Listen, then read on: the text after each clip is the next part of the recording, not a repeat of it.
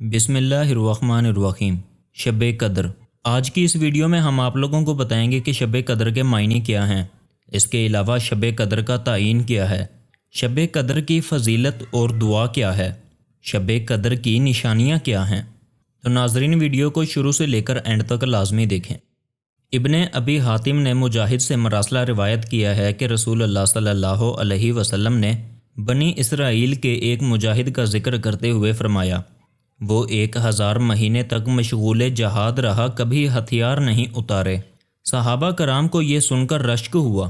اس پر سورہ قدر نازل ہوئی، جس میں اللہ رب العزت نے فرمایا کہ اس کی ایک رات کی عبادت 1000 ماہ سے بھی زیادہ فضیلت رکھتی ہے۔ ابن جریر نے بروایت مجاہد ایک اور واقعہ نقل کیا ہے کہ بنی اسرائیل میں ایک عبادت گزار تھا، جس کا یہ حال تھا کہ ساری رات عبادت کرتا اور صبح ہوتے ہی جہاد کے لیے نکل کھڑا ہوتا، سارا دن جہاد میں مشغول رہتا۔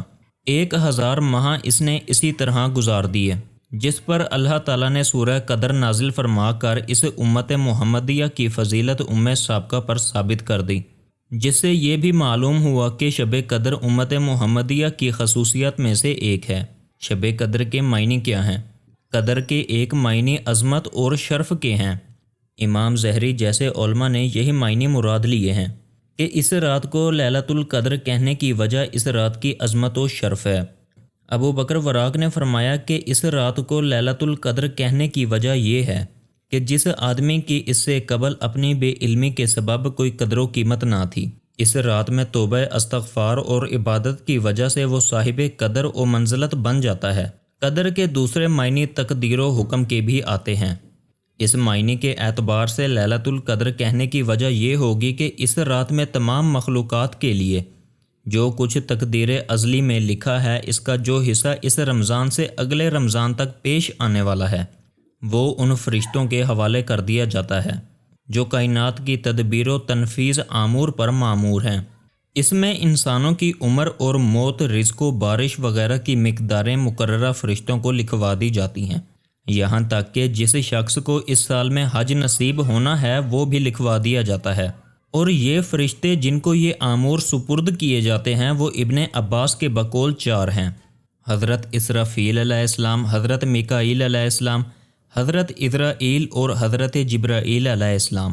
مفسرین کے ہاں شب قدر ہی مراد ہے کہ اس لیلۃ المبارک میں تمام امور تقدیر کے فیصلے لکھ دیے جاتے ہیں، اور جن مفسرین نے اس لیلۃ المبارکہ سے مراد نصف شعبان یعنی شعبان کی 15 تاریخ لی ہے، تو وہ اس کی تطبیق اس طرح کرتے ہیں کہ ابتدائی فیصلے تقدیر کے اجمالی طور پر شب برات میں ہو جاتے ہیں، پھر ان کی تفصیلات لیلۃ القدر میں لکھی جاتی ہے۔ اس کی تائید حضرت ابن عباس کے اس قول سے ہوتی ہے جس کو بغوی نے ابو الضحاک کی روایت سے نقل کیا ہے کہ اللہ پاک سال بھر کے تقدیری امور کا فیصلہ تو شب برات میں فرما لیتے ہیں، مگر شب قدر میں فیصلے متعلقہ فرشتوں کے سپرد کر دیے جاتے ہیں۔ اس کے بعد ہم بات کرتے ہیں شب قدر کا تعین۔ اتنی بات تو قرآن کریم کی تصریحات سے واضح طور پر ثابت ہے کہ شب قدر ماہ رمضان میں ہی آتی ہے، مگر تاریخ کے تعین میں علماء کے 40 کے قریب مختلف اقوال ہیں، مگر تفسیر مظہری نے لکھا ہے کہ ان 40 میں سے اصحیح قول یہ ہے کہ شب قدر رمضان المبارک کے آخری عشرے میں آتی ہے، مگر آخری عشرے میں بھی اس کی کوئی خاص رات متعین نہیں۔ 21، 23، 25، 27، 29 میں سے کوئی ایک رات شب قدر کی ہے۔ پھر روایت سے یہ بھی معلوم ہوتا ہے کہ شب قدر ہر سال ان طاق راتوں میں پھرتی رہتی ہے، یعنی کبھی 21 تو کبھی 23، کبھی 25، کبھی 27 اور کبھی 29 میں ہو جاتی ہے۔ صرف امام شافعی فرماتے ہیں کہ یہ رات گھومنے والی نہیں بلکہ معین ہے۔ شب قدر کی فضیلت اور دعا کی بات کریں، اس رات کی سب سے بڑی فضیلت تو وہی ہے جو اس صورت میں بیان ہوئی ہے کہ اس ایک رات کی عبادت 1000 ماہ کی عبادت سے زیادہ فضیلت رکھتی ہے، اور بہتر ہونے کی حد قرآن اور احادیث میں مذکور نہیں کہ کتنی بہتر، دگنی، چگنی یا سگنی ہے، یہ پروردگار کو ہی علم ہے۔ حضرت ابو ہریرہ سے روایت ہے کہ رسول خدا صلی اللہ علیہ وسلم نے فرمایا، جو شب قدر میں عبادت کے لیے کھڑا ہوا اس کے تمام پچھلے گناہ معاف ہو گئے۔ حضرت ابن عباس سے روایت ہے کہ نبی اکرم صلی اللہ علیہ وسلم نے فرمایا، شب قدر میں وہ تمام فرشتے جن کا مقام سدرۃ المنتہا پر ہے وہ جبرائیل امین کے ساتھ دنیا میں اترتے ہیں، اور کوئی مومن مرد و عورت ایسی نہیں جس کو سلام نہ کرتے ہوں، سوائے اس آدمی کے جو شراب پیتا یا خنزیر کا گوشت کھاتا ہو۔ اور ایک حدیث میں رسول خدا صلی اللہ علیہ وسلم نے فرمایا، جو شخص شب قدر کی خیر و برکت سے محروم رہا وہ بالکل ہی محروم اور بد نصیب ہے۔ حضرت عائشہ صدیقہ طیبہ طاہرہ نے سرور دو عالم صلی اللہ علیہ وسلم سے دریافت کیا کہ اگر میں شب قدر کو پالوں تو میں کیا پڑھوں؟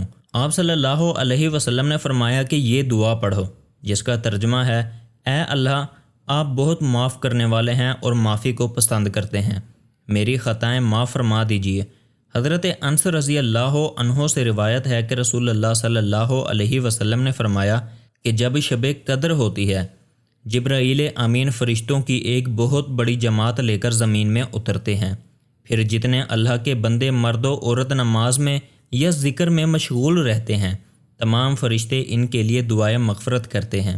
قرطبی نے لکھا ہے کہ یہ رات ہر شر سے محفوظ اور سلامتی اور برکت والی ہے۔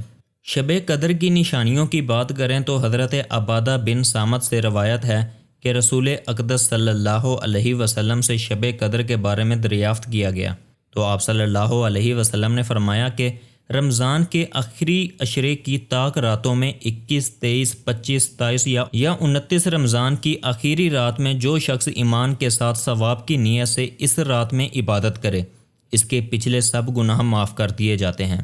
اس رات کی منزلہ دیگر علامتوں کی یہ بھی ہے کہ وہ رات کھلی ہوئی چمکدار ہوتی ہے، صاف شفاف، نہ زیادہ ٹھنڈی نہ زیادہ گرم، بلکہ معتدل، گویا کہ اس میں انور کی کثرت کی وجہ سے چاند کھلا ہوا ہوتا ہے۔ اس رات میں صبح تک آسمان کے ستارے شیاطین کو نہیں مارے جاتے۔ نیز اس کی علامتوں میں یہ بھی ہے کہ اس کے بعد کی صبح کو آفتاب بغیر شعاؤں کے طلوع ہوتا ہے، ایسا بالکل ہموار تکیہ کی طرح ہوتا ہے جیسا کہ 14ویں کا چاند۔ اللہ نے اس دن کے آفتاب کے طلوع کے وقت شیطان کو اس کے ساتھ نکلنے سے روک دیا۔ اس قسم کے اور مضامین دیگر احادیث میں بھی وار ہوئے ہیں، بالخصوص سورج کا بغیر شعاؤں کے نکلنا یہ بھی دیکھا گیا ہے۔ ابن ابی لبابہ رضی اللہ عنہ کہتے ہیں کہ میں نے رمضان کی 27ویں شب کو سمندر کا پانی چکھا تو بالکل میٹھا تھا۔ ایوب بن خالد کہتے ہیں کہ مجھے 23 شب رمضان کو غسل کی حاجت ہوئی، میں نے سمندر کے پانی سے غسل کیا جو کہ بالکل میٹھا تھا۔ بہرحال یہ علامتیں کشفی ہوا کرتی ہیں، ہر کسی کو پتہ نہیں چلتا۔ اللہ پاک مجھ سمیت تمام مسلمانوں کو شب قدر کی قدر کرنے کی توفیق عطا فرمائے۔